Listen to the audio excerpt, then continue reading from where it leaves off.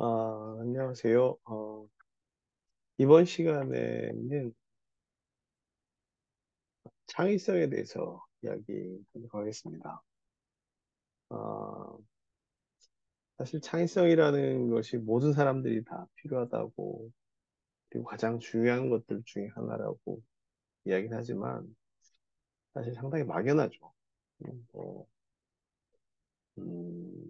요즘에 예, 특히 우리나라에서 어, 교육의 문제를 지적할 때 이야기하는 것들 중에 하나가 어, 단순 암기식으로 해서 뭐 수능 시험을 볼 때나 아니면은 뭐 이런 것에 너무 치중한다라는 이야기도 사실 많고요. 음, 그렇다면 그렇다고 해서 새로운 시도들을 하지만 그게 지나치게 추상적이고 막연하면 또 현실적인 구체성이나 현실성이 떨어지기 때문에 그냥 정말 뭐 한번 시도해보는 아니면 심하게 얘기하면 아이들 장난 같은 이런 것들을 가지고 또 창의성이라고 이야기하는 경우도 창의성 자체를 가지고 어떤 정의에 대해서 이야기하거나 이런 것들을 이야기하고자 하는 내용은 아닙니다. 물론 제 생각도 일부 들어가긴 하겠지만 이 저자들이나 이 교재에서 상당히 관심이 있었고 제가 봤을 때 다른 교수님들하고 같이 이 교재를 분석했을 때 어떤 문제를 접근하는 데 있어서 어떤 접근 과정 그런 것들에 굉장히 이 교재가 많은 부분을 할애하고 실제로 이 교재의 대부분은 다 과정입니다. 좀 있으면 표 하나로 나오는데 거기에 이제 간략하게 설명이 되는데요. 그런 과정들을 접근하는 과정에 있어서 뭐 기존의 어떤 틀에 박힌 이런 생각을 벗어나라라는 의미에서 창의성입니다. 그래서 뭐 굉장히 공상과학 같은 영화 그런 것들에 대한 창의성이 아니라 실질적인 문제를 접근해 나갈 때 기존에 가지고 있었던 사실 어떻게 보면은 이야기를 들으면 누구나 다 알 수 있는 그러한 것들이지만 우리가 심각하게 생각하지 않고 있는 아니면 또는 간과하고 있는 이런 것들에 대한 어, 이야기들을 많이 이야기해 주는 게 교재의 특성인 것 같아요. 그래서 그런 부분들을 어, 그런 관점에서 창의성을 한번 이야기해보자. 창의성 자체가 뭐다, 이거다, 저거다 이런 거 아니라 문제를 접근하고 그 해결해 나가는 공학이라는 것도 있고 그런 속성들이 있습니다.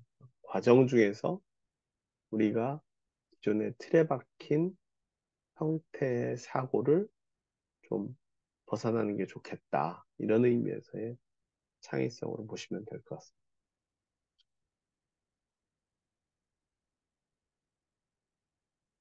친구가 또 안 넘어가나요? 자, 잠시만요. 넘어갈 텐데. 그렇죠?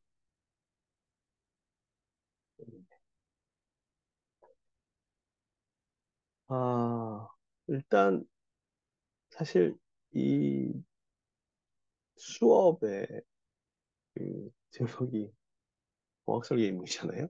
그리고 사실 여러분들이 신소재 공학과고 우리가 속해 있는데 공과대학이고 뭐 그렇다면 사실은 공학도의 길을 어, 들어선 우리 모두인 거고 그렇다면 공학에 대해서는 과연 어떤 학문인가 라는 이야기를 어, 이 교재에서는 한번 물어보고 있어요. 그래서 어, 우리가 이제 이미 팀을 구성을 할 예정이거나 했거나 할 테고 그래서 공학이 어떤 학문이냐 그렇다면 과학과 공학의 차이는 어떤 거냐 사실 이 자체에 대해서 과학이 무엇이다 공학이 무엇이다 이 질문을 하고자 하는 건 아닙니다. 그러면은 공학은 어떤 학문인가라는 질문을 왜 했을까요? 그러니까 과학의 정의가 뭐고, 공학의 정의가 뭐고, 이런 것들을 확인하려고 하는 게 아니라, 아, 잠시만요. 이게 지금 그런 관점에서 하려는 게 아니라, 아, 우리가 공학도라는 거, 여러분들이 1학년, 지금 이제 1학기를 지나고 2학기에 들어와 있는데, 여러분들이 공학을 전공한다라는 거를 생각해 본 적이 있냐, 이거죠? 공학의 어떤 학문인가를 정의하기 전에, 여러분들이 지금 공학도라는 걸, 또는 공학을 전공하고 있는 사람이라는 거를 인지하고 있느냐. 물론 뭐, 저는 적성에 굉장히 잘 맞아서 고민해 본 사람도 있습니다. 아니면 공학이라는 게 꼭 어렸을 때 생각한 것처럼 뭐 굉장히 추상적이거나 환상적인 게 아니라 재료를 들어봤더니 이거는 내가 생각한 것보다는 훨씬 더 구체적이고 머리도 아프고 그런 걸 수도 있겠네. 그렇죠? 그래서 이 질문 자체는 이 질문 자체는 어, 공학이 어떻다, 과학이 어떻다라는 것보다 우리 스스로가 그렇죠? 우리 스스로가 공학자로서 인지를 하고 있느냐라는 질문. 뒤에 여러분들한테 다시 질문 하나 던질 건데 그 질문도 역시 마찬가지. 그러니까 앞에서 다시 한번 이 책 제목을 이 장의 제목을 봅시다. 창의성이라는 것이 어, 우리가 전혀 모르고 우리가 전혀 막연하게 추상적인 것이냐 아니면 아까 제가 교재에 대해서 말씀드렸지만 구체적으로 우리가 문제를 해결해 나가는 접근 과정 중에서 우리가 당연히 인지하고 있어야 되는 것들을 어, 그냥 당연하다고 생각하는 것들 있잖아요. 당연하다고 생각하는 것들을 한 번 더 거들떠보는 것. 다시 한 번 더 거들떠보고 뒤집어보는 것. 그러니까 이 모르는 것을 아는 것들은 공부를 하고 그다음에 미분 방정식이나 뭐 이런 것처럼 정형화도 공부를 해야 되지만 사회 문제를 접근하는 데 있어서는 뭐 굉장히 수학적인 논리나 막 이런 것들인 것보다 우리가 당면한 문제를 해결해 나가는 과정에서 우리가 놓치고 있는 부분들을 찾아가는 것도 되게 중요하거든요. 근데 그 놓치고 있는 부분들이 대개의 경우에는 우리가 알고 있는 경우가 많다는 겁니다. 그래서 이 공학은 어떤 학문인가라는 이 질문은 나는 지금 어떤 학문을 전공하고 있으며 그 학문이 아직 여러분들 1학년이니까 어떠한 형태이기를 바라고 있는가 또는 내가 한 1학기, 한 학기 정도를 더 지나갔을 때, 어, 여러분들이 바라는 것과 실제로 내가 여기서 과목들을 배우면서 느낀 것들, 이런 것들에 대한 논거, 여러분 스스로의 생각, 이것을 제시해달라는 이야기입니다. 과학과 공학의 차이는 정의 자체로는 쉽게 찾을 수가 있어요. 요즘에 뭐 쉽게 보면은 제가 아까도 좀 찾아봤는데 뭐 아니야 뒤에 나오는 겁니다. 이게 저기 뭡니다. 챗GPT 그 마이크로소프트 챗GPT 맞겠죠? 빙 회사는. 그래서 과학과 공학의 차이는 무엇입니까? 그렇죠? 저는 이제 개개인 특성을 이야기할 수는 없으니까 이제 일반적인 이야기를 하긴 할 겁니다. 하지만은 그 문제가 여러분들한테 던지고 있는 건데 여러분들이 어, 공학도라는 걸 다시 한번 인식시킵니다. 여기 보시면은 과학은 저기 뭐 지금 나온 겁니다. 과학은 보편적인 진리나 법칙의 발견을 목적으로 한 체계적인 지식이고 반면 공학은 과학 지식을 적용하여 새롭게 나온 제품과 디자인을 위한 노력이다. 좀 여러 가지 정의들이 다를 겁니다. 이걸 좀 더 세속적으로 하면 과학은 지적, 그러니까 거기에 있는 거에 대한 궁금함, 의문점, 그걸 해결하기 위한 거고, 인간의 궁금함을 해결하기 위한 거고, 공학은 문제를 보니까 응용, 그렇죠? 디자인 새로운 거, 돈의 차이죠. 공학은 돈이 없으면 잘 안 하고. 좀 너무 세속적인가요? 근데 또 사실 그렇습니다. 근데 여기서 토의는 안 하고, 여러분들한테 지금이 한 5분 정도? 3분 정도? 3분 정도 시간을 드릴 테니까, 이게 제가 이 컴퓨터에 타이머가 있으려는지 모르겠네. 어, 타이머 한번 쳐볼게요. 타이머가 있으면 한 3분 정도 드리겠습니다. 그래서 3분 정도 한번 생각을 해보시죠. 3분. 그렇죠? 3분. 3분 정도 드릴 테니까 여러분들이 전공하고 있는 과연 공학이란 여러분들이 무엇인가? 과학은 여러분들 물리하고 수학, 물리하고 화학 같은 거 있잖아요. 3분 정도 드릴 테니까 한번 생각을 한번 해보세요.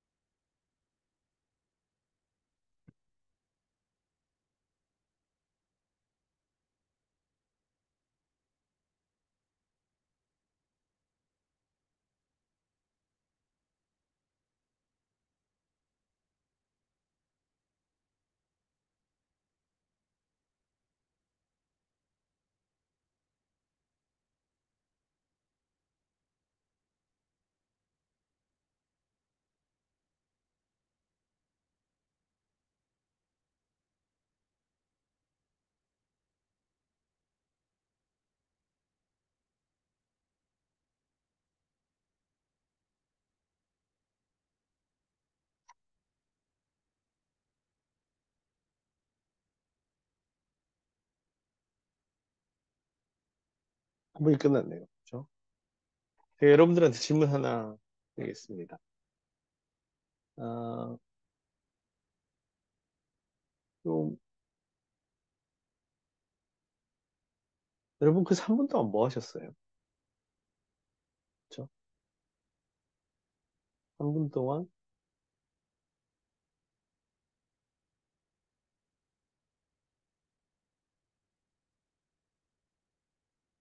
무엇을 하셨습니까?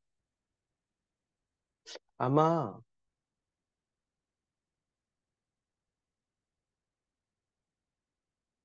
일단 아,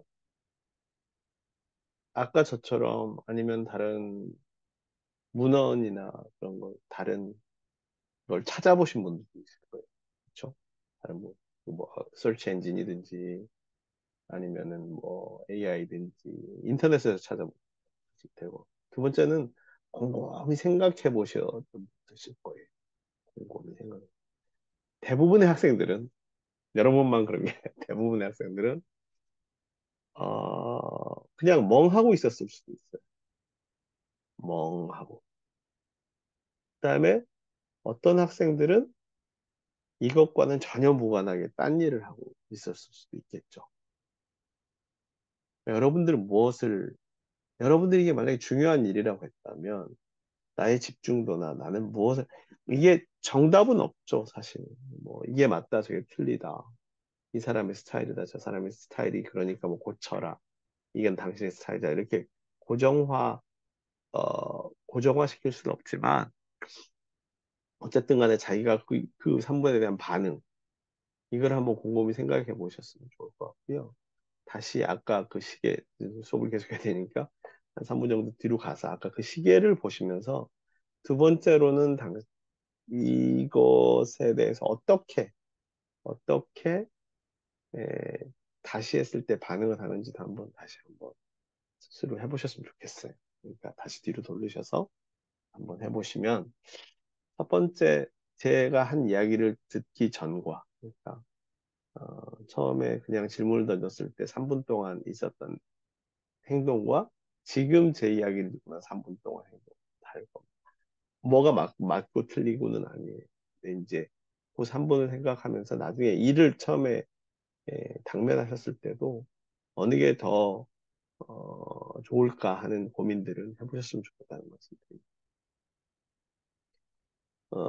이 장에서는 이제 공학에 대해서 먼저 이야기를 하죠. 그래서 어, 공학인의 창의성인데 이거는 이제 아마 어디 사전적인 의미나 아니면 저자들의 의견인 것 같아요. 뭐 그냥 간단하게 읽고 넘어가면 되는 거지. 이걸 꼭 받아들이라는 뜻은 아닙니다. 그래서 공업, 그렇죠? 공업 활동, 저도 이거의 차이도 잘 모르겠어요. 그다음에 공학, 그다음에 공학인. 그렇죠? 왠지 그러니까 이건 그렇죠? 배울 학자, 그러니까 맨 뒤에 학문이 나오는 거. 어떤, 어떤 배움, 가리킴, 뭐 그런 것들에 대한 이는 뭐 거기에 사람이니까 좀 명확하죠. 공업은 공업은 또는 뭐 산업이라고도 하고 어떤 이- 있는 대로 읽겠습니다. 자연이 주는 일차적인 산물을 가공 변경해서 인간 삶에 필요한 것을 만드는 거. 저희들의 부가가치를 높인다는 것은 돈을 목적으로 한다는 거. 돈을 나쁘게만 평가하지는 마세요. 그래서 어쨌든 간에 충분히 좋은 편리성을 갖고 있거나 아니면 유의미한 변화를 일으켜서 사람들이 그거를 지불하고 살 수 있도록 만드는 모든 활동을 공업이라고 합니다. 그래서 공업은 좀 산업적인 의미, 경제적인 의미 이런 것들을 포함하고 있는 것 같고요. 그 공업 활동은 이제 그런 걸 하기 위해서 뭐 설계, 생산, 공정 뭐 이런 걸 한다. 이제 그런 뜻인 것 같아요. 그래서 다시 한번 바꿀게요. 그래서 제품 설계하고 제작하고 유통하고 하는 것도 일련의 활동들, 공업 활동. 공업은 어, 자연 환경을 돈 벌기 위해서, 그죠? 돈 벌기 위해서 하는 활동. 거기에는 이제 과학 지식과 기술도 있지만 디자인 변경, 그죠? 디자인 변경. 또 하나는 이제 공업이라는 의미를 좀 더 확장을 해보면 요즘에 뭐 인터넷에서 하는 비즈니스 활동들, 그렇죠? 꼭 예를 들어서 유튜브에서 생산하는 여러분들이 만드는 뭐 동영상 이런 것들도 일종의 공업이라고 할 수가 있겠죠. 그 다음에 뭐 웹툰들, 그렇죠? 그런 것들도 다 사람들의 어떤 어, 필요한 것들을 만드는 거니까 그리고 그걸 구매할 수 있도록 하는 거니까. 그래서 이런 것들이 있다. 뭐 사전적인 의미라고 보시면 될 것 같습니다. 이제 요 안에 있는 공업 대상물, 자연에서 주는 환경들이죠.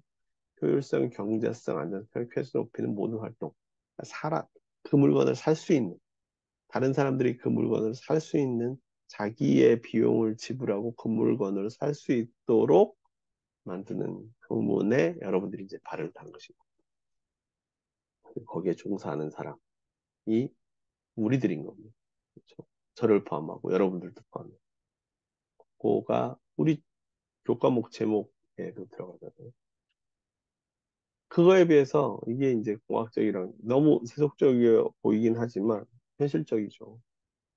그래서 다른 학문들하고 비교를 해보면 종교 철학이나 인문학이나 요즘에는 인문학들도 굉장히 많이 산업적인 활용들에 대해서 고민을 많이 하시는 것 같아요. 예술도 마찬가지. 종교하고 철학도 그렇습니다. 왜냐면은 이제 특히 사이버 공간이나 AI나 이런 것에 있어서 어, 그러니까 산업적인 영향하고 굉장히 밀접하게 되는 영향들이 있는 것 같아요.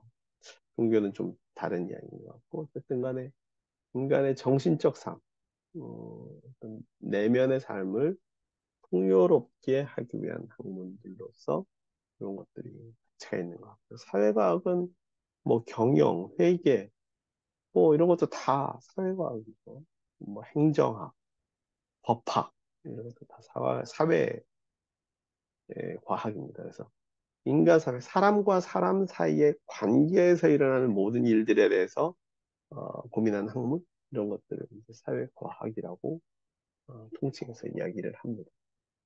그래서 그렇고 화학은 이제 뭐 물리, 화학, 수학 뭐 이런 것들이죠.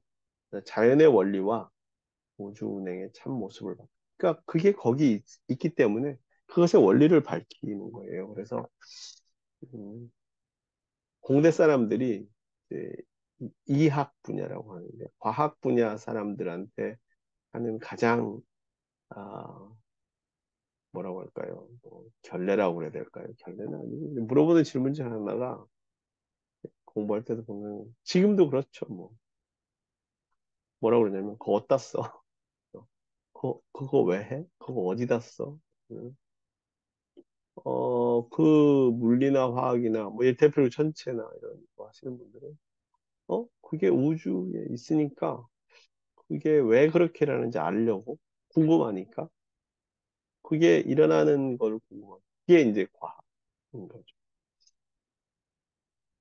이제 과학의 설자리가 좀씩 줄어드는데 그 과학의 장점은 이제까지 사람들이 생각하지 못했던 분야로 이제 굉장히 넓히는 거죠. 그래서 어떤 혁명적인 변화들이 일어날 때는 그런 과학이 맨 앞에 나갔던 것을 나중에 돌이켜보면 알 수가 있습니다. 공학은 이것에 비해서 기존에 있던 것들을 향상을 시키는 거예요. 개선. 개선을 시켜서 그 개선된 것들을 사람들이로 하여금 편의를 제공하고 그 편의성을 이제 재화하고 바꾸려고 하는 목적들이 있는 거예요. 그래서 인간의 물질적 삶과 삶의 안정성, 해적성 향상가 향상을 시키는 게 목적입니다. 공학적 문제는 삶의 질 개선 욕구 해결에 관한 문제들이 많고 공학인의 과제는 그러한 문제들을 해결하는데 집중되어 있습니다. 이런 것들이 이제 어떤 학문 분야, 아니면 사람들이 이걸 나눈 거죠. 뭐. 편의상 이런 것들의 차이가 될 것 같습니다.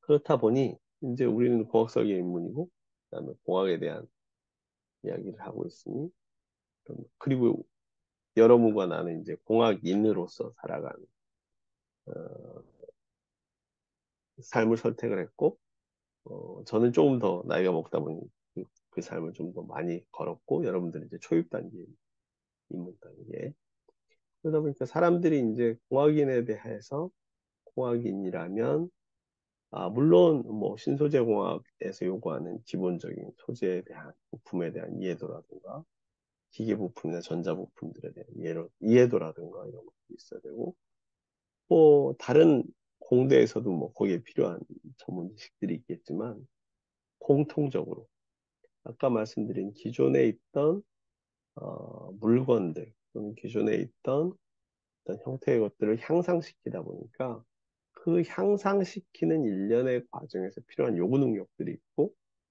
그다음에 예전에는 없었던 컴퓨터들도 많이 생기고, 그다음에 통신들도 많이 발달하고, 그다음에 자료들도 많이 공유가 되고, 실험 장비들도 굉장히 좋아지고 하다 보니까 공학인들한테 요구되는 능력들이 시대마다 좀 바뀌게 돼요.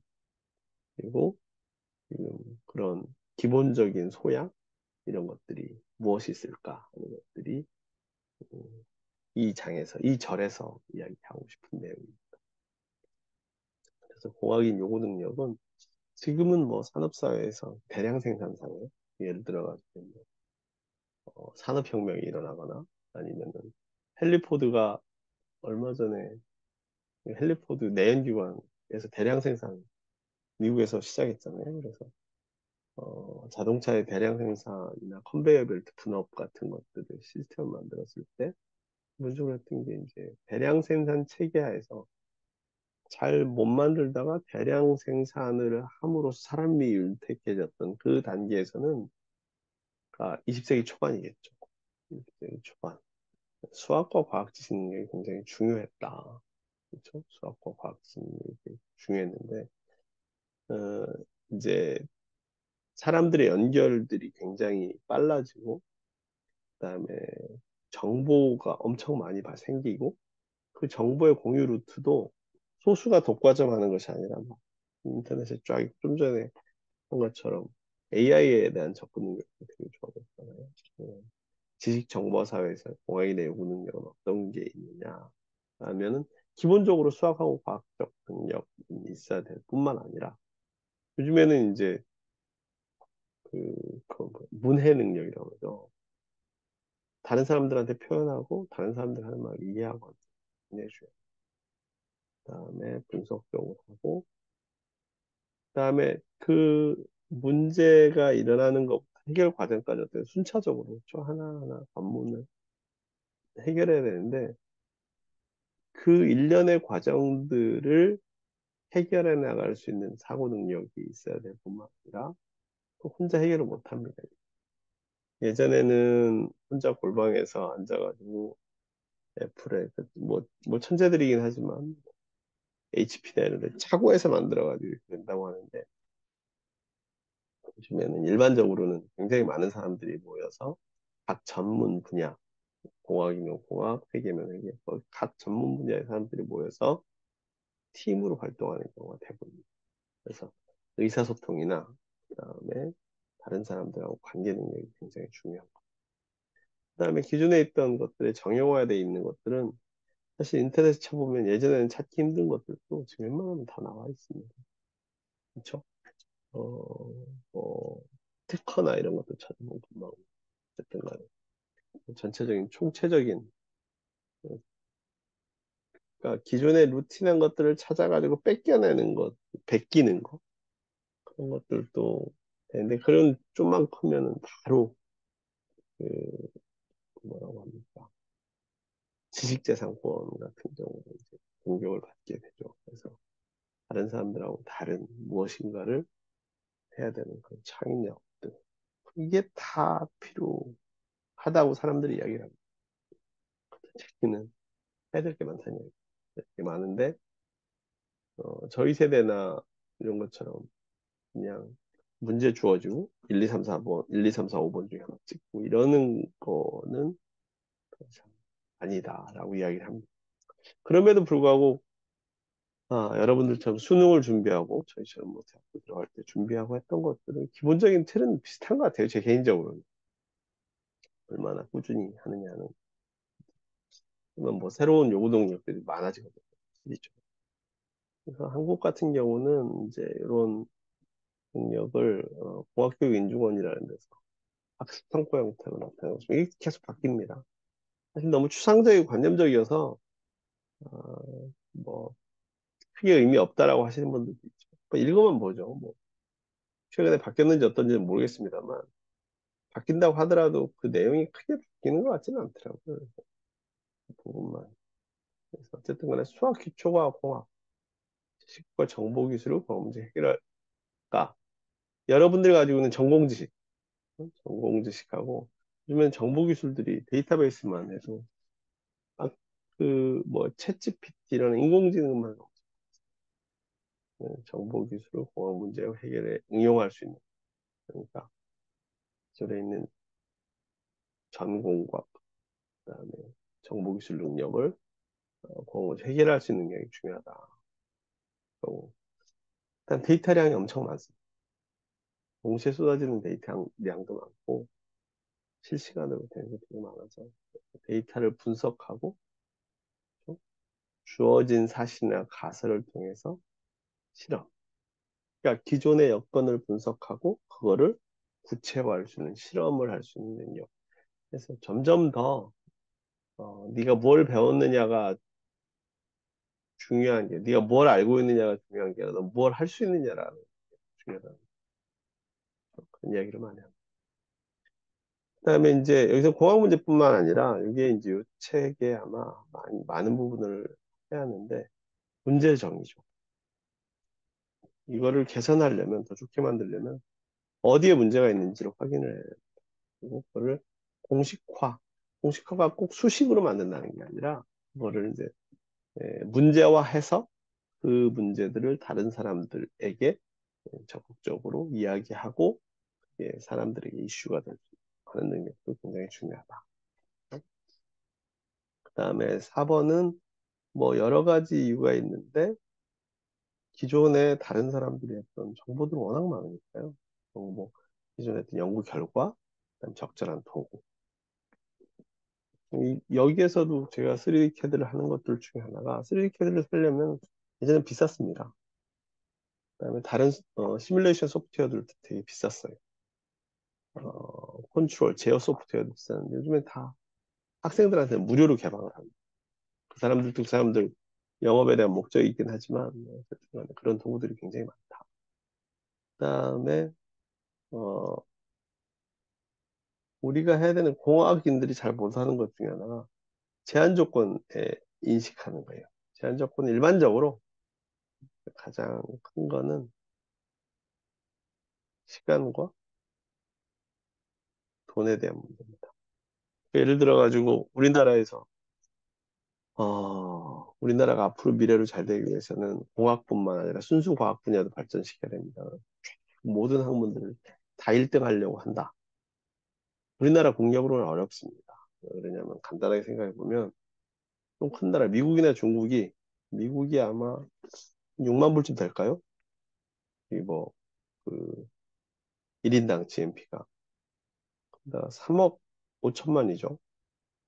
3.5억. 우리나라는 한 3만 5천 불쯤 되나요? 2배. 인구는 5천만입니다. 그러면은 국가 총생산 차이가 얼마나 나냐? 여기서 7배 차이 나죠. 인구수로만 따지면. 여기도 뭐 1.8배? 그럼 11배에서 10배에서 11배 정도 차이 납니다. 그러면 미국에 사는 걸 다 우리나라가 할 수 있는 중국도 이제 비슷한 거기 80% 규모니까 그렇죠? 일본도 굉장히 큰 수준입니다. 그래서 내수 시장들이 큰 거죠. 그리고 그 사람들은 인구들이 GNP도 높으면서 인구들이 많기 때문에 자금력이 우리보다 훨씬 더 뛰어난 거예요. 그럼 그 사람들이 해야 되는 것, 그러니까 그 사람들하고 경쟁하기 위해서 우리는 다 똑같이 해야 되느냐? 정말 되겠어요? 쉽지 않겠죠. 그래서 선택하고 집중이 필요한데 제한 조건을 인식해서 그런 것들을 처리해 나갈 수 있는 능력이 되는 게 중요합니다. 그다음에 여섯 번째는 팀이죠, 팀워크. 이 교재에서도 중요하고 앞으로도 더 이제 중요하게 되는 팀워크죠. 그리고 어디 갔지? 여기 있네요. 팀, 그렇죠? 팀워크. 그래서 여러분들에게도 팀을 짜는. 그다음에 팀워크에 있어서는 이제 의사소통, 팀 내 안에서 그다음에 여러분들이 한 결과물들을 소비자들하고 아니면 다른 회사들하고 그 같은 어, 생태계에 있는 사람들하고 의사소통할 수 있는 게 굉장히 필요합니다. 그다음에 공학이 미치는 게 요즘에 특히 뭐 기후변화라든가 환경 안전, 그다음에 에너지 위기, 그다음에 화석연료 안 쓰고 신재생 에너지 이것들이 다 공학적 해결 방향이 경제, 환경, 안전, 보건, 지속 가능성 그렇죠. ESG라고 하는 그런 곳에 미치는 영향들에 대해서 이해하는 것도 중요해요. 그 다음에 이제 9번 같은 경우는 어, 그 테라노스, 그렇죠? 예전에는 다른 예를 들었었는데 미국에서 그 스타트업에서 굉장히 큰 사기도 있었죠. 그리고 최근에 이제 크립토 같은 데서 크립토는 잘 모릅니다만 우리나라에서 워낙 똑하게 이런 직업의 일이 있었었으니까 그런 어떤 직업 윤리하고 사회적 책임을 잘못하면 바로 크게 낭패를 보기 쉽습니다. 그다음에 10번은 지속적이고 자기주도적이라는 게 무슨 말이냐? 저도 어, 여러분들하고 이렇게 학교에 다니면서 최근에 새로 배운 어떤 기술적인 것들이 되게 많습니다. 당장 소프트웨어만 해도 그동안에 안 쓰던 소프트웨어, 시뮬레이션 소프트웨어들도 많이 배우게 되고요. 그걸 안 하면은 이제 따라갈 수가 없습니다. 그럼 그거 어디서 배웠느냐? 기본 원리는 사실 대학교 때 물리화학 원리는 크게 바뀌지 않았고요. 정도화학, 뭐 재료과학 이런 데다 어떤 기초 학문 이런 것들을 학교에서 배우는 게 많고 그다음에 중요한 어, 도구들 특히 소프트웨어들이 많은데요. 그런 것들은 유튜브에서 배우는 경우 되게 많아요. 실제로 굉장히 잘 돼 있어요. 굉장히 잘 돼 있어요. 우리가 지난번에 오토데스크 인벤터 한다고 그랬으니까 한 번만 찾아봅시다.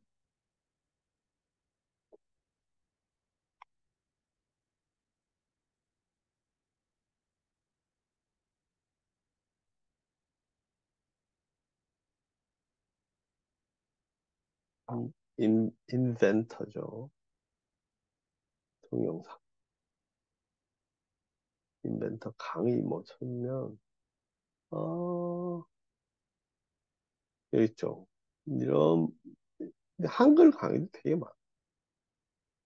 한글 강의도 되게 많고. 근데 이거를 얼마나 우리한테 필요한 걸 쓰느냐 들이 있고요. 인벤터 시뮬레이션 같은 경우는 사실 시뮬레이션 전문 소프트웨어가 아닌데 소프트웨어는 또 다른 게 또 많습니다. 그래서 그걸 하면 좋은데 여러분들은 아직까지 이제 캐드 그림이나 그 시뮬레이션 하기 전에 그리는 전처리 과정 이 과정들도 같이 해야 되기 때문에 인벤터를 선택하고 제일 중요한 거는 인벤터 공짜라는 거죠. 그런 기능들도 있고 거기다가 이제 그런 것들을 다 통합시켜가지고 클라우드에다 올려놓는 것도 되게 많아요. 오토데스크사 같은 경우는 퓨전 360이라고 그것도 한번 해보시면 되게 좋을 거예요. 이게 이제 퓨전 360인데요. 네, 네. 퓨전 360 학생용일 건 없고 360 같은 데서도 어, 되게 많은 것들이 있습니다. 여기서는 저는 나중에 봤더니 오토데스크 인벤터 그러니까 그 독립된 소프트웨어에서는 기계적인 시뮬레이션하고 그다음에 열하고 전기 같은 걸 하려면 다른 모듈을 설치해야 되는데 저는 그걸 안 쓰고 다른 걸 쓰기 때문에 여기서는 또 수업도 붙이는 범위도 거기까지 안 나가고요. 그래서 기계적인 것만 하는데 퓨전 같은 경우는 그 안에 또 다 있는 것 같아요. 다 연결돼 있어서 어, 온라인으로 접근만 가능하면 퓨전 360도 물론 어카운트가 있어야 됩니다. 그리고 그 어카운트는 한밭대학교 학생들이면 다 사용할 수 있는 거. 다운로드 받을 수도 있어요.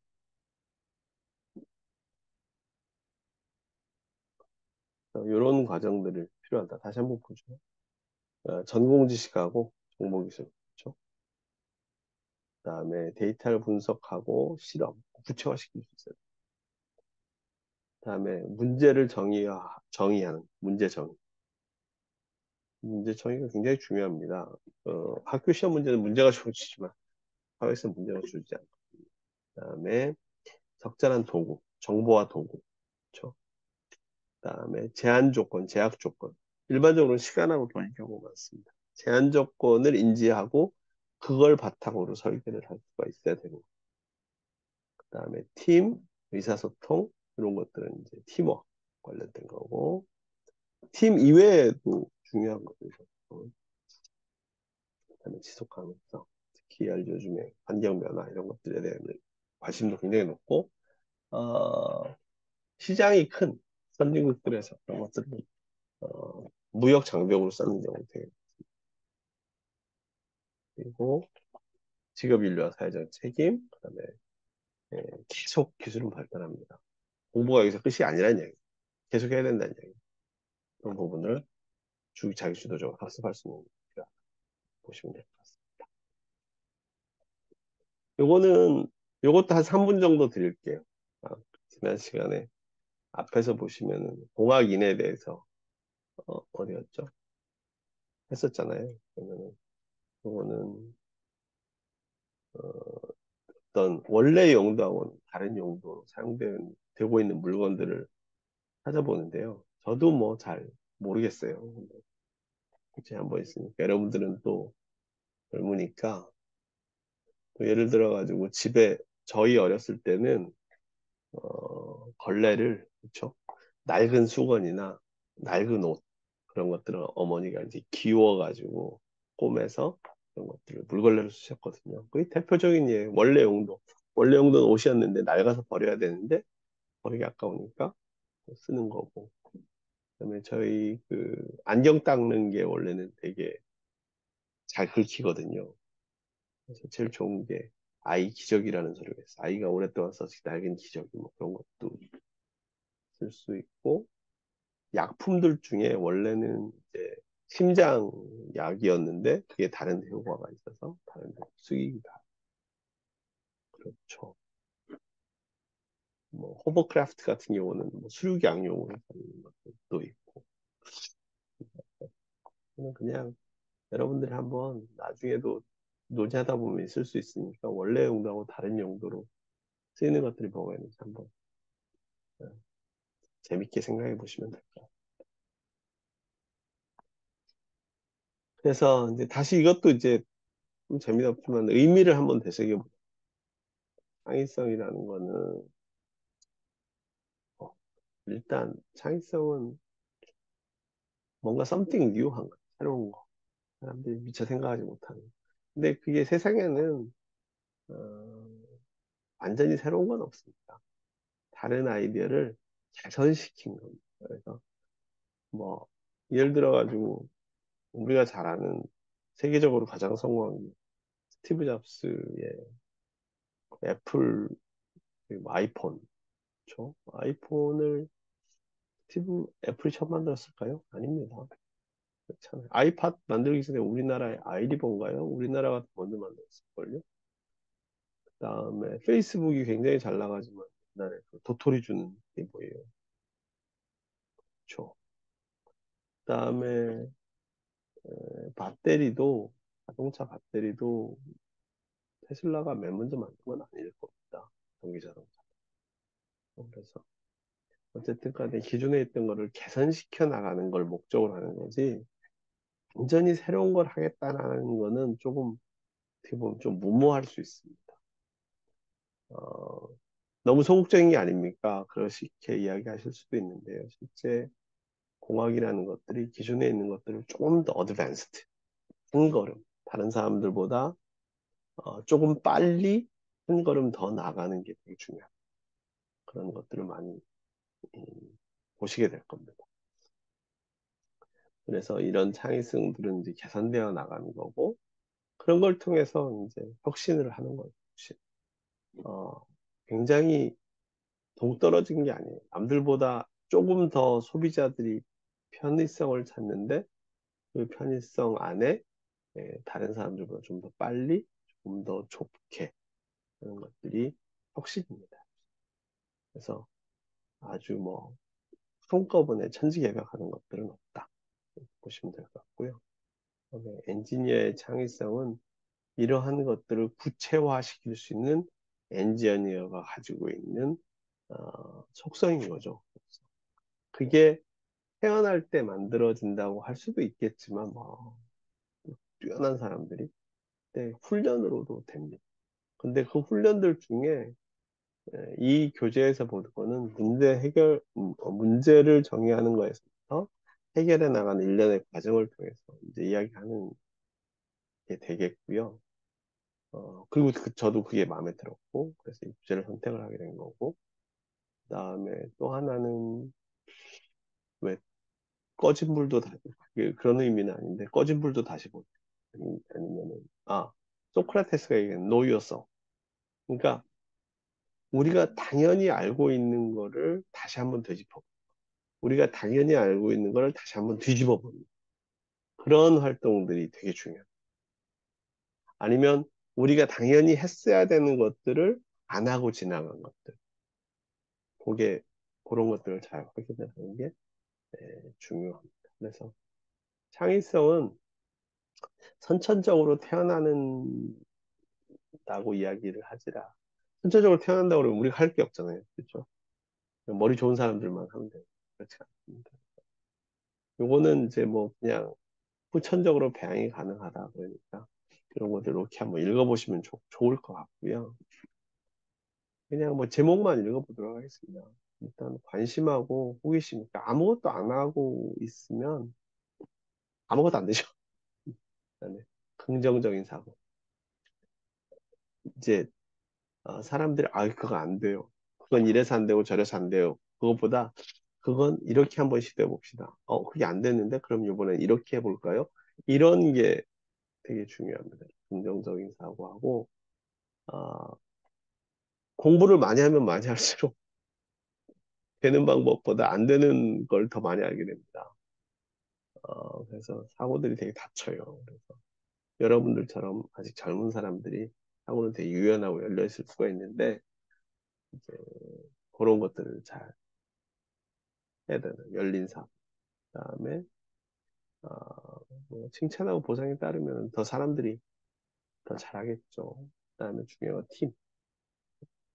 혼자 할 수 있는 예전에는 혼자 할 수 있는 일도 있었죠. 당장 우리나라가 1960년대 이렇게 못 살 때는 기계 하나 들여다가 혼자 뭐 비닐 봉투 만들고, 종이 봉투 만들고, 뭐 간단한 간의 수공법 만들어도 뭐, 어, 금속 선반이나 뭐 밀링이나 이런 거 외국에서 수입해서 그걸로 금속 갖고 그래도 굉장히 잘 기업이 영위가 되는데 이제는 그런 걸로는 택도 없습니다. 그런 건 다 기계가 만들어가지고. 그래서 문제 난이도나 복잡성도 점점점 올라가게 되고 그러다 보니까 여러 가지 다양한 어, 사람들이 필요하게 되고 하는 것들을 여러분들 알 수 있고요. 그러다 보니까 떻게 하는지도 아는 것도 중요하지만 또 어디에 있는지도 아는 것도 되게 중요합니다. 우리 인터넷 검색 많이 하잖아요. 그렇죠? 저도 많이 합니다.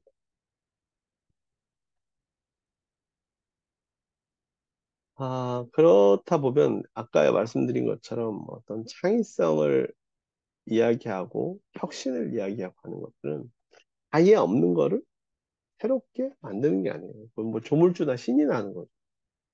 신이나 하는 거고, 기본적으로 그러한 창의성 아니면은 어떤 진보, 혁신 이런 것들은 기존에 가지고 있던 문제를 그거보다 좀 더 좋게 만드는 거를 우리가 뭐 혁신이라고도 하고 창의성이라고도 하고 뭐 이렇게 이야기를 하게 되는 겁니다. 그래서 여기서는 전체를 관통하는 이야기들이 뭐냐면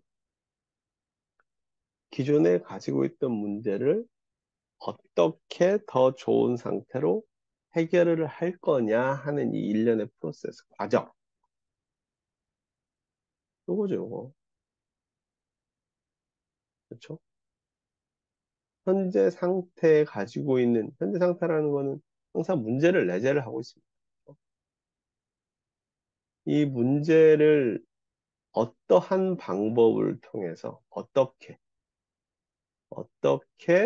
더 개선된 상태, 더 좋은 상태로 만들 거냐 하는 게 됩니다. 그래서 예를 들어서 기계소음, 뭐 요즘에 자동차 배터리 있잖아요. 자동차, 그러니까 전기 자동차. 전기 자동차가 있으니까 전기 자동차 그 전에 내연 자동차보다 야 내연기관 자동차는 환경 오염을 많이 일으켜 CO2를 많이 내. 그래서 뭐 지구 온난화도 가속시켜. 화석 연료도 많이 써야 되니까 문제가 많아. 그럼 어떻게 쓰면 되지? 그럼 전기로 할까? 그렇죠? 전기로 하다 보니까 소음도 굉장히 안 나죠. 심지어 전기 자동차는 소음이 안 나는데 너무 엔진을 켜고 나서 소음이 안 나니까 사람들이 다시 실수를 하니까 어떻게 해요? 일부러 엔진 소리 같은 걸 넣은 거죠. 그렇대요. 저도 전기 자동차를 안 몰아봐서 잘 모르는데 그 소리가 실제로 나는 모터 소리가 아니라 일부러 소리를 넣은 거라고. 그래서 공학적인 문제도 있지만 사실 이제 많죠. 뭐, 뭐 아이폰, 스마트폰도 그런 걸로 나왔고 그다음에 여러 가지들이 많이 있죠. 그런 공학적인. 그러면 그런 것만 있느냐? 그렇죠? 두 번째 거는 개인적인 문제, 학업 성적 향상 문제. 이거는 개인의 문제인 거죠. 여러분들의 문제일 수도 있고, 제 문제일 수도 있고, 뭐 다른 사람들의 문제일 수도 있지만, 개인의 문제들도 기존의 상태를 분석을 하고, 그다음 개선된 상태를 하자. 사회적인 문제도 마찬가지. 출산율 문제. 지금 뭐 인구 감소 우리나라의 가장 큰 문제라고 하는데, 별로 해결할, 아, 욕이 나오죠. 여러분들 때. 저도 욕이 나와요. 이거 도대체 어떻게 하려고 하는지. 젊은 사람들이 막 저렇게 사회적인 문제는 제껴놓고 어쨌든 간에 출산율 저하 문제는 공학적인 문제나 어떤 개인적인 문제라기보다는 사회적인 문제. 이런 사회적인 문제도 기존에 있던 문제를 어떻게 더 개선해 나갈 거냐, 해결해 나갈 거냐 하는 것들이 아, 이 전체 그리고 여러분들이 앞으로 살아가면서 해야 되는 문제, 해야 되는 일입니다. 그렇죠? 기존에 있던 문제를 해결해서 더 좋은 상태를 만드는 것. 현재 상태를 더 좋은 상태로 만드는 것. 현재 문제를 고쳐서 더 좋은 상태로 만드는 것. 이게 다입니다. 전문 지식을 신소재공학 관련된 전문 지식을 쓰든 반도체 관련된 전문 지식을 쓰든 무엇을 쓰든 간에 최종적인 공학의 목적이 이거라는 거죠.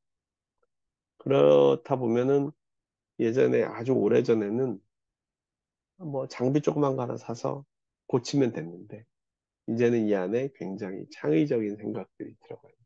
왜냐하면 제조는 싸게 할 수 있어요. 여러분들이 만들 거는 정말로 설계 잠깐 해서 중국에다 보내면 만들어서 보내주게 돼요. 그렇죠? 왜 중국이냐?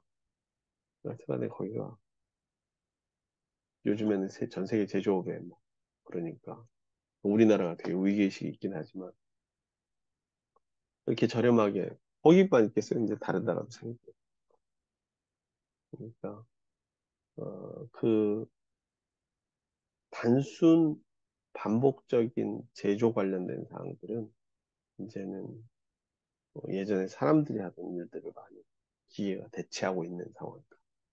이렇게 보시면 되지 않을까 하는 생각이 듭니다.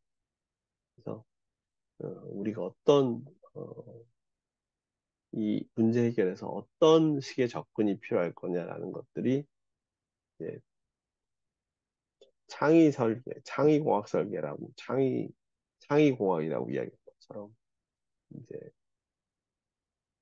다른 사람들이 생각하지 못한 새로운 접근 방법 이런 것들에 대해서 논의하자 하는 것 같아요. 어쨌든 간에 이 그림이 답니다. 이 그림이 답. 되게 간단하죠. 간단한 그림인데 쉽지 않습니다. 다른 사람들도 다 똑같은 일을 하고 있으니. 그래서 근데 한번 보죠. 그러면 이런 문제를 대하는 태도 문제가 있을 때 어떤 태도로 하느냐. 이런 네 가지 유형으로 이제 교재에서는 이야기를 하고 있는데, 그렇죠? 필요성을 느끼지 않는 사람, 아예 인식을 못하는 보이는 사람이죠. 필요성을 느끼지 않는 사람, 뭐 이렇게 마음 좋고 성격 좋고 발전해 보자. 뭐 이렇게 하는 거예요. 그다음에 문제를 아는데 그걸 이슈화 시키면 뒤집어내면 내가 너무 힘들 것 같아. 그래서 회피하는 사람. 개선된 상태 필요는 느끼지만 안 되는 쪽에 이게 공부 많이 하는 사람들이 보통 그렇습니다. 그래서 어쨌든 간에 해결책이 없다고 불평만 하는 사람, 문제인식 후 문제 해결을 모색하는 사람. 4번이 제일 좋죠. 4번이 제일 좋습니다. 나머지는 다 각각의 문제가 있는. 자, 그러면 여러분들은 어떨까요? 여러분들은 어떨까요? 여러분들이 어떤 사람인지, 여러분들이 가지고 있는 어떤 사람인지 한번 고민을 해봅시다. 여러분들이 당연히 문제인식, 문제 해결하는 사람이 돼야 됩니다. 그렇지 않으면은 뭐라고 그래야 되나? 너무 잔인하게 얘기하나? 그렇지 않으면은 사회에서 그런 어, 이렇게 개선을 할 수 있는 사람이 돼야 돼요. 적절한 국어적 표현을 못 찾겠는데 어쨌든 간에 아주 냉정하게 이야기합시다.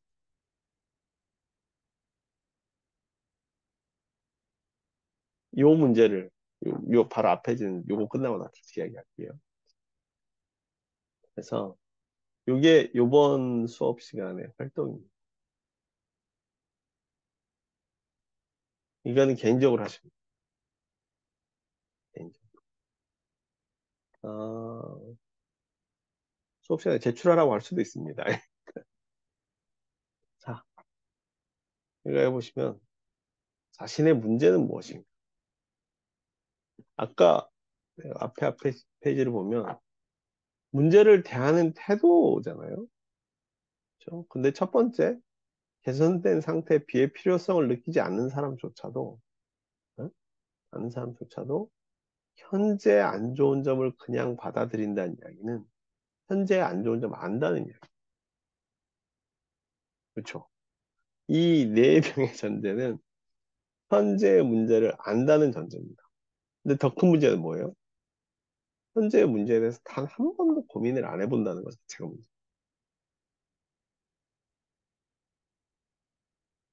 현재의 문제에 대해서 아니면 이제까지 살아온 것들에 대해서 한 번도 고민 안 한다는. 한밭대학교는 되게 좋은 대학교입니다. 한밭대학교는 국립대학교로서 역사도 있고 전통도 있고 지역 기반도 훌륭합니다. 그래서 잘 되신 선배들도 많고 뭐 앞으로 잘 될 사람들도 많고 그렇습니다. 그럼에도 불구하고 자 우리 모두 고등학교 시절로 되돌아봅시다. 한밭대학교가 전 세계에서 최고 좋은 대학교이기를 바라지만 그렇지는 않습니다. 그건 우리가 인정을 합시다. 대한민국에서 수능만으로 가는 게 사회적인 문제를 많이 만드는 것도 맞습니다. 그렇죠? 문제가 많습니다. 하지만 어쨌든 간에 현재 방법으로는 그러니 그것도 인정을 합시다. 여러분들이 아주 간단하게 나 고등학교 때 조금만 더 했으면 더 좋은 데 갈 수 있었는데 근데 지금 여러분들은 지금 한반도교 신소에 먹고 와 있습니다. 그걸 후회하라는 뜻은 아니에요. 그때 내가 좀 더 잘했으면 좋았어야 될 것들을 왜 지금은 안 하느냐는 거죠. 그때 공부 좀 더 열심히 할 걸. 지금 좀 더 열심히 하시면 됩니다. 왜냐면 과거로는 못 가니까. 아니면 그때 내가 어, 좀 효율적으로 할 것을 지금도 마찬가지입니다. 근데 그 전에 우리가 확실하게 알아야 되는 것은 문제가 뭐냐는 거라. 그러니까 너무 추상적이지 않고 관념적이지 않고 지금 문제입니다. 그래서 간단한 예로 요즘에 여러분들 휴대폰 많이 쓰니까 내가 하루에 휴대폰을 얼마나 많이 쓰는가. 게임을 너무 많이 한 것이 나의 사용활동에 문제를 일으키진 않나. 또는 내가 너무 평상시에 아무것도 안 하고 그냥 가만히 있는 경우가 있지 않나. 그렇죠. 어쨌든 자신의 문제를 찾아봐야 되고 문제가 있으면 그럼 구체적으로 아니면 예를 들어가지고 내가 몸이 너무 약하거나 아니면 운동을 안 해서 내가 몸이 어, 너무 이렇게 무겁거나 그것도 굉장히 큰 문제일 수 있죠. 그러면 그 문제 해결하기 위해서 무엇을 할 것인가? 문제 해결. 아까 그겁니다. 현재 상태를, 요겁니다, 요거. 현재 상태를 정의를 하고 문제를 알아내고, 그걸 하기 위해서 어떻게 할 것인가? 그다음에 내가 그걸 개선하게 되면 나의 모습은 어떻게 될 것인가? 그다음에 한참 시간이 흘러서 그 문제를 해결할 때와 해결하지 않았을 때, 또 어떻게 될 것인가? 그다음에 이거 너무 문제에만 몰입하다 보면 자기 스스로를 약간 낮춰볼 수도 있습니다. 여러분들은 여러분 스스로를 존중하셔야 돼요. 여러분들은 세상에서 가장 소중한 존재고, 여러분들은 전 우주에서 여러분들한테 여러분들이 가장 소중한 존재입니다. 나한테는 내가 제일 소중한 존재인 것처럼. 그러면은 나의 장점은 뭐냐? 그러면 그 20년 뒤에도 한참, 한참 후에도 나는 그 장점을 여전히 갖고 있으며 그 장점을 다른 것들은 뭐 세월의 변화에 따라 잊어버릴지라도 내가 갖고 싶어. 계속 끌고 와야 될 장점은 무엇이겠느냐 하는 것까지 한번 고민을 해보십시오. 이게 굉장히 중요합니다. 여러분 한 번도 생각도 안 해보고 여러분들 스스로의 문제가 뭔지 어떻게 개선해야 되는지 그렇게 해서 어떻게 될지의 모습을 한번 그려보십시오. 오늘 이번 강의는 여기까지 마치고 이거는 꼭 해보십시오. 이거는 단순히 수업의 문제가 아니라 여러분들이 꼭 해보셔야 될 겁니다. 그렇죠? 땡땡이 표시를 두 개씩 하셔야 됩니다. 나중에 시험에 낼지도 모릅니다. 예전에 시험에 냈습니다. 고민한 사람과 고민하지 않은 사람의 답안지가 완전히 다릅니다.